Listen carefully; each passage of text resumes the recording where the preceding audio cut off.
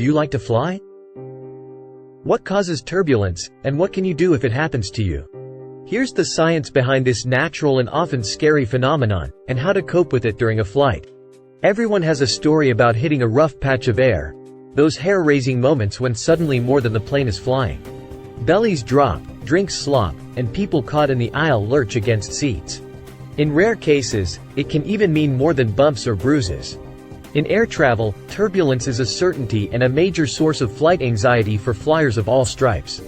But understanding what causes turbulence, where it occurs, and the high-tech tools pilots use to make air travel safer and more comfortable may help settle even the most anxious flyers' nerves. What is turbulence? The definition of turbulence is fairly straightforward: chaotic and capricious eddies of air, disturbed from a calmer state by various forces. If you've ever watched a placid thread of rising smoke break up into ever more disorganized swirls, you've witnessed turbulence. Rough air happens everywhere, from ground level to far above cruising altitude.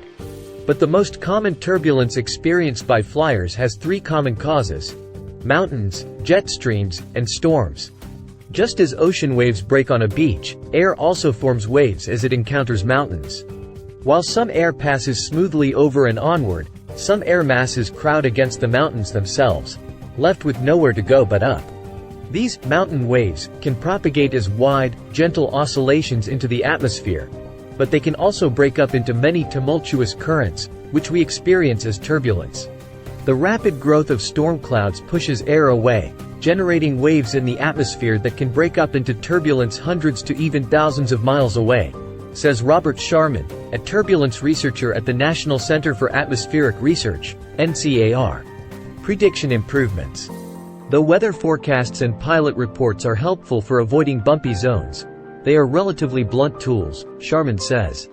Weather models can't predict turbulence at airplane-sized scales, and pilots frequently misreport turbulent locations by many dozens of miles. Here's how it works. An algorithm currently installed on around 1,000 commercial airliners analyzes information from onboard sensors to characterize each plane's movement at any given moment. Using data on forward velocity, wind speed, air pressure, roll angle, and other factors, the algorithm generates a local atmospheric turbulence level, which is fed back into a national system every minute. Used in conjunction with national weather forecasts and models, the tool annotates forecasts with real-time conditions, which in turn helps to strengthen weather prediction models. Costs of turbulence. It's good that the wing flexes. If it was so rigid that it didn't, the plane would probably be so heavy that it couldn't fly. In addition to physical tests in labs, where full-sized aircraft are subjected to stresses above and beyond what they'd encounter while airborne, Smith says that high-powered computing has made it possible to digitally model a wider range of hypothetical scenarios.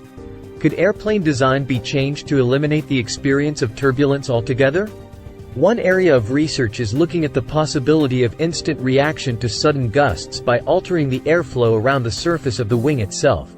Though Smith warns that this is an extremely difficult problem to solve while keeping an airplane lightweight, low-cost and energy efficient. Thanks for watching.